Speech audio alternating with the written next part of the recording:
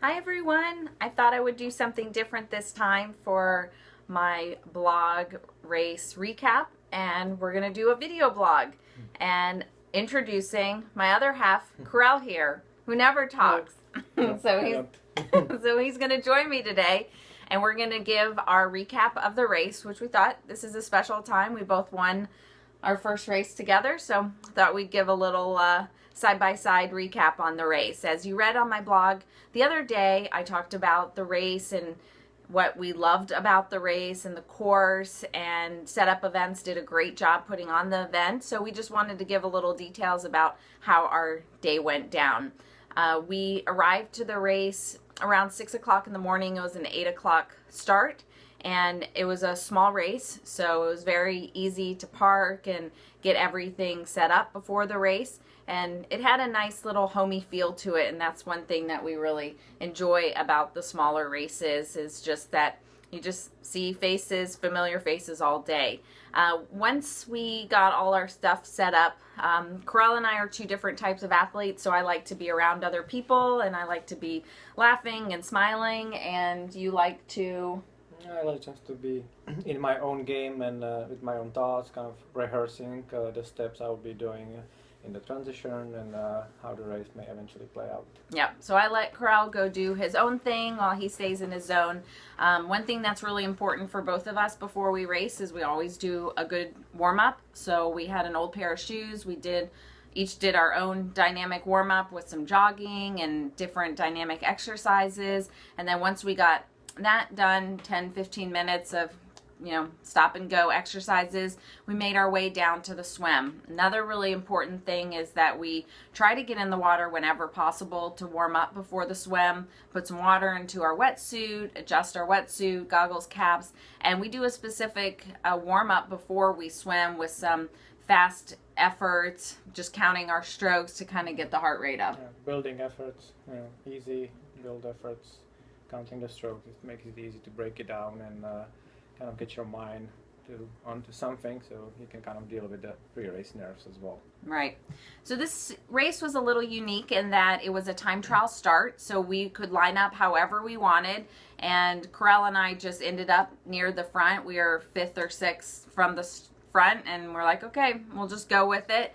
So after we did our warm-up, it wasn't too cold, in the low 50s, but it was really very comfortable. Very comfortable. Water was 73-ish degrees, so it was perfect. And so we lined up, and the announcer said go, and it was just every 3 or 4 seconds another person went in, and we both definitely prefer a calmer start. I know Corel, with getting more comfortable with swimming, it's a little easier, less anxiety, and it just made for a really great way to start the day. Yeah. So once we got into the water, Corel was behind me, and so I just kind of led the way, and I was just found my rhythm right away. I felt really comfortable in the water. We've been doing some lake swims in Clemson, so that's built some confidence for both of us, just taking our pool swimming to open water swimming, and I felt good right away. Yeah, and I was pretty comfortable as well, and I started 3 seconds behind Marnie, and so I quickly get onto her feet, and I for a little bit I felt like wow, this is nice and easy. I can probably hold her feet, and I can do this all day long. All it lasted for maybe 150 yards, and then she was gone. I still got him on the swim, but not for long. But I was really proud of him for how he's progressing. But anyways, it was a great course because they had 2 triangle buoys, which were really easy to see, and it was a triangle shape. And then there was spotting buoys along the way, 2 of them. So it was a great course. I highly recommend it if you're a newer swimmer and you're trying to build confidence in the water, or you're a strong swimmer and you just want to swim hard. It was just a great course. It was 2 loops, and so you got out of the water after the first loop just for 5 steps, just because they wanted to make sure they could watch everybody and not expand over the whole lake for the 1 mile swim. And they had a little wiggly man blow up person that you could easily spot going back into the shore, which was helpful because the sun was right into our eyes. So it was just a great way to start the day. Yeah, and the lake was flat and really easy to swim in, almost like a pool. Yeah, it was great water conditions. So once I exited the water the first time, I knew I was in first place, which was kind of exciting to be leading the whole race, and I just felt very strong in the water, which I was A huge gap. With the huge gap, which I was very happy about. So once I exited the water for my second loop, I was first out of the water leading the race and ran up the hill and just kind of went with it, and I was really happy about my swim. I don't wear a watch on the swim. I don't care what my time is. I'm just there to swim. I can't do anything about it when I get out of the water, so there's really no point for me to stress about what my time is. The course may be long, it may be short, different water conditions, whatever, but I just swim as the best that I can, and then I get out of the water and ready for the bike. So once I got through the transition, one thing I do want to mention, when I was swimming, I did make myself rehearse going through the transition a few times, and then I forgot about it and went back to swimming. But I did purposely make sure that I put myself through those steps, because it's really easy to just be overwhelmed once you get out of the water. Your heart rate's really high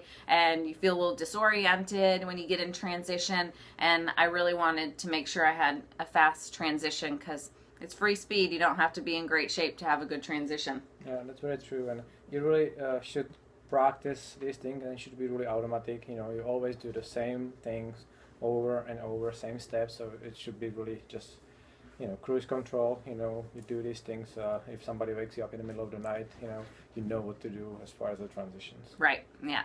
So I rehearsed everything in my head. So once I get out of the water, I had my Xterra wetsuit, which I absolutely love, my new suit, and super easy to get off and put on all my stuff. I do put my Garmin on for the bike, even though I don't use it because I have a Edge for my bike, but I do have my running watch, which I just put on when I start the bike. It just makes it easier to turn it on and get it set for the run, which is the only time I use that watch. So anyways, I got on the bike and I was leading the bike.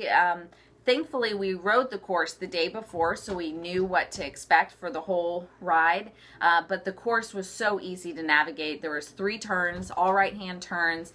The course was really well marked with arrows on the road, and it was an absolutely beautiful course. So as soon as I got on my bike, the first 2.2 miles, which is the run course, it's very undulating terrain. I didn't find that I could even settle into a rhythm until I got out of that area. So I was mostly just sitting up and just trying to find my legs, because I wasn't able to be arrow. I didn't feel like climbing, and I was just trying to get my legs going. My heart rate was really high, so I just sat up and just kind of pedaled and tried to find my legs for those first 2 miles, and then I told myself once I get to the 18-mile loop that we did twice, that's when my race starts. Yeah, and that was similar for me, and I really like the challenging terrain and the variety of the terrain, and it really gives you the opportunity when you start a bike to really set yourself up for a good bike ride. Instead of just getting into the aero bars and start riding and hammer it, you can change the rhythm, change your position out of the saddle, in the saddle, slower gear, faster gear, just kind of warm up and get ready for the bike ride. And same what Marnie said, once I get onto the loop, that's where the bike ride basically started. Yeah, so once I climbed out of the park and made a right-hand turn, it was time for me to start my ride, and it was still climbing before we got to our first descent, but I finally was able to settle into a rhythm, and I heard someone coming, and look who it was. It was Karel. So we were on the course by ourselves, leading the race from the beginning, and it was a really cool feeling. I'm not sure if that will ever happen again. It may not, it may, but it was a really special feeling for us to both be leading the race from the beginning. And Karel passed me, and the first thing I said was, I'm going to try to stay with them. So I tried to stay with them. I was draft legal, but we've done this plenty of times in training since we do bike together, and I tried to stay right behind him. It didn't last very long, but I was really proud of myself, because today, that race day, was just all about taking risks and being confident and just doing things that I may have been too scared to do, but I just trusted my fitness and kind of went with it. Yeah, I was actually surprised that it lasted longer than then I would thought, kudos to you. It's, Thanks. as we went down it long, gradual downhill, and then it was another uphill, and I'm riding, I just kind of like hear some shifting behind, look back, and there was Marnie still there. Yeah, well, it didn't last too long. And then you were gone and we never saw you again. But the course was amazing, and Corral and I absolutely love hard courses. We like courses where we have to be strong. We can use our good cycling skills, which I know for me as a non-cyclist growing up, swimmer, but I've really improved my skills just living here in Greenville. We have fantastic terrain where you're forced to become a strong cyclist. So just by our playground here, I've really improved my skills, and it makes me more confident racing. And I could tell that this was the first race in a really long time that I didn't feel that I was more fit to race. I have been training very hard. I just felt that my skills allowed me to ride more confident, and thus I was riding faster, riding with more power on the pedals, and I was able to really attack this course. So my race strategy, I did not focus on any watts. I didn't have a goal for what I needed to do. I just broke the course down in 30-minute segments, hitting lap on my computer every 30 minutes. And my only goal was what was in front of me for 30 minutes at a time. I was taking in my nutrition. I had 2 bottles, each with 280 calories in them. And every 10 to 15 minutes, I was taking a few sips, and that was my only responsibility, was to stay fueled and hydrated and to just focus on those 30-minute segments. So I was aero, I was descending, I was standing up, I was sitting up, I was doing whatever I needed to do to give a strong, sustainable effort, and I biked as hard as I could for the 40 miles. Yeah. And a course like this where there are not any longer flats or easy section where you can just settle in, it's really important to manage the course the best you can, and you don't have to be the strongest, but you have to know how to manage the course like this. So carry on the speed on the downhills, accelerate over the top of the hill. Always make a few more strokes before you get that speed going again downhill. Then you can recover a little bit. So my only focus basically was to go and ride really hard, manage the course the best I can, and stay fluent. I didn't really, same thing like you, I didn't care about what my power is or what my speed is, and I was using all my gear, switching from big chainring to small chainring, and on the cassette, and using all the gears I have, but I wanted to stay fluent, and I wanted to manage the course the best I could. Yeah, and I've been riding with electronic shifting for the past year now, I think 2 years now, and it really just makes for a more efficient ride. So I would say that I use that as more of a valuable tool than my power meter, just because I want to keep a really steady cadence, and I want my cadence to match the terrain, so I'm not just exhausting myself when I'm riding. So it was 2 loops, and I got passed twice, I think, by 2 guys. So I was really proud of myself, and I had so much fun on that course and just felt strong for the 2 18-mile segments. And then once I got back into the park after enjoying all those mountain views and the water views and saying hi to all the animals out there, and got back to the course, and I didn't want to let up too much on those last 2 miles, because I do have a tendency to take it a little too easy going back into transition, and that's one thing that Corral has been trying to help me with, is to not ease up too much. So I just kept reminding myself, you've done plenty of brick runs after hard bike rides, and you can find your legs, and no expectations, not low expectations, but no expectations for the run. Just do what you do. And so I just kept pushing it, but then around the 1 mile to the transition area, I just kind of let up, stretched my back, got out of the saddle. It's climbing back into the transition area, so I was able to really just relax my legs a little bit more, and then get my mind really ready to run. Yeah. So once I got into the transition area, or as I was getting closer to transition area, I see Corral running. He's leading the race, so that was really exciting. I gave him a little cheer, and he looked good right from the beginning. He was fluent. He had good form. He was looking really good. So I kind of used that as my ammo. I was like, okay, let's see what I can do now. So I got in transition, quick change, And I think at that time I was 4th overall with 3 guys ahead of me. So I was really happy with how the race was going, but you never know what can happen behind you or what's happening behind you. So I started running, or I got into transition. I had a very quick transition because I grabbed as much as I could with me. So I was moving as I exited the transition. I put on my race belt. I had my hydration belt with my 2 flasks with Clif Hydration in them at 100 calories in each flask. And I love my hydration belt. I wear it all the time. So I exited transition area, and it took me a good mile to really feel comfortable. And so I needed, Especially it was uphill. it was uphill, and I was breathing heavy, and I was not comfortable at all. And one thing that we tell our athletes is you have to find your form before you focus on anything else. And we don't chase pace. We just run a sustainable, hard effort, and that's part of racing. So to me, I was just find your form, and it really took me a good mile to really find my form. I had to jog, and I was, considering walking before that 1 mile, because I said, okay, you're going to walk at 1 mile if you don't find your form, which I'm fine with walking.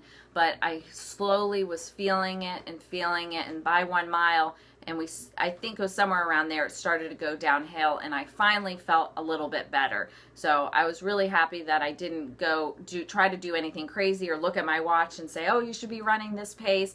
It was just really important to me to find my form. Yeah. How did you feel off the bike?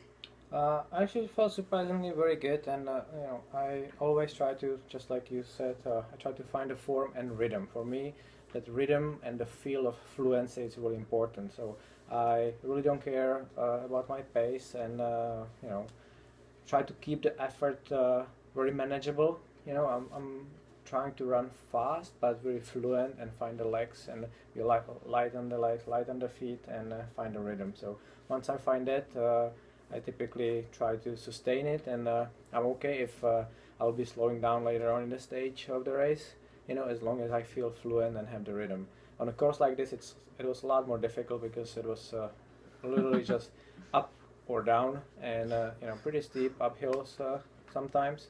So there was no really the typical chance where you can just find that rhythm and go with it. So Yeah. it was always like you're working hard, but it was so important, just like the bike, to manage the course. So you manage those uphills, and I try to actually run pretty strong downhills with a good form, and try to do best I can. Yeah.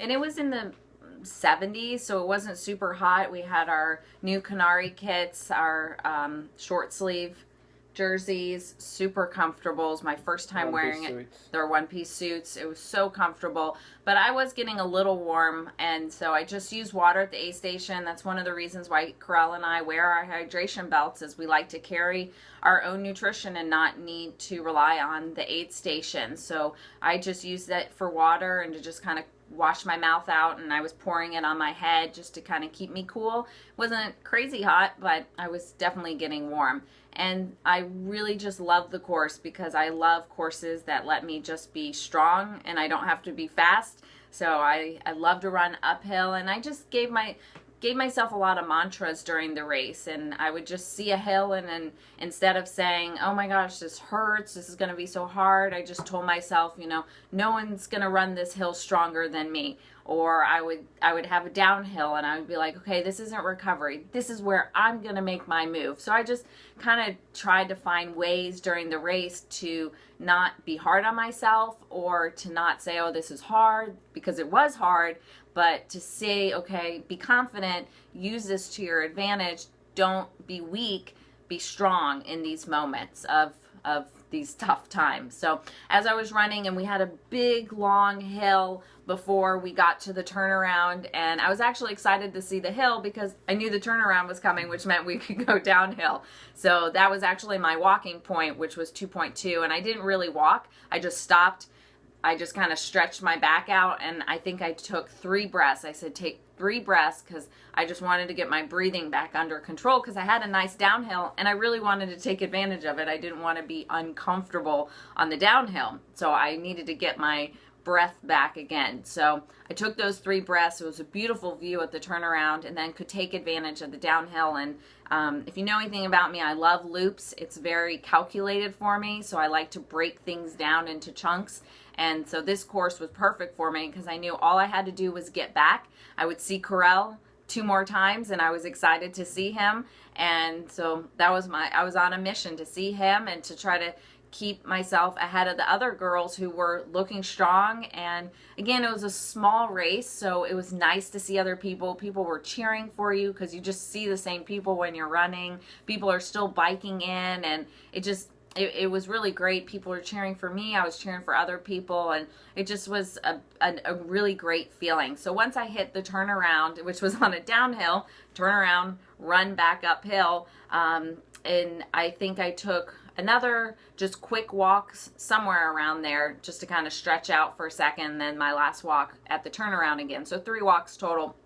But I finally started to find my rhythm, on the way back. So I felt good. I felt strong. And Corel and I had talked about the race. We didn't go into this race saying, oh, we're going to win this race. But we just said, if we're in the front, if this is the scenario, what are you going to do? And we both kind of said, can we shut it down? Can we ease up? And I have to say, even if you're in the front of the race, it's just really hard to shut it down because you don't know what's going to happen behind you. So I think especially with the time trial start, you don't know who started where, and even seeing, because there was 2 loops out and back, so you can see your competition, you can check the times, and I could see that I have substantial lead, but then your brain start playing the games with you, like, man, what if that person started, he was maybe late and they let him start, and he was 10 minutes start later, and now he's catching up, and plus the 2 guys that I saw that were behind me, they look really, really good. Yeah. And I was like, do I look as good as them? Or,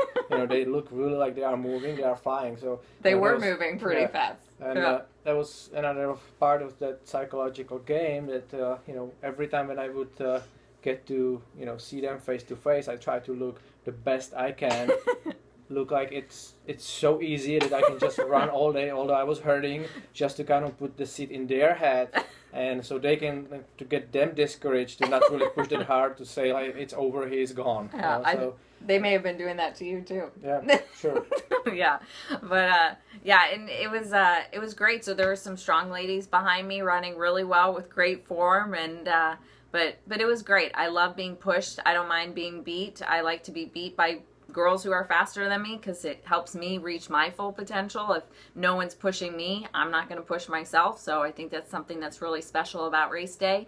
And so when I was doing my last out and Corel was coming in, I felt confident that he was winning the race and he would win the race. So I just tried to do the best I can. And around mile 7, I was kind of dawned on me, oh my gosh, I'm going to win this race. I think everyone behind me is, we all started within maybe 5 minutes, and I felt like, okay, I think I won this race. So when I got down to the sand and crossed that finish line and crossed as the first female, I just couldn't believe it that I led the race from the very beginning. So it was a really great feeling. It was a great feeling to share this with Corel, and it was an inaugural race at the Lake James State Park, and 1 mile swim, 40-mile bike, and it was supposed to be a 9-mile run, but they had some logistics because it's in the park, and it ended up being 8.4. They told us ahead of time, which was fine. And I didn't complain. You didn't complain, yeah.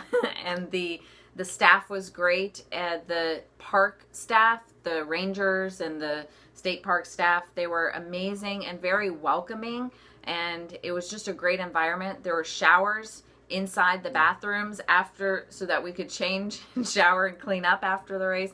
It was a really great environment. So that was just our race recap. Thanks for sharing it with us. Our successes, our highs and our lows. Don't worry, we have those too. Anything else you want to add?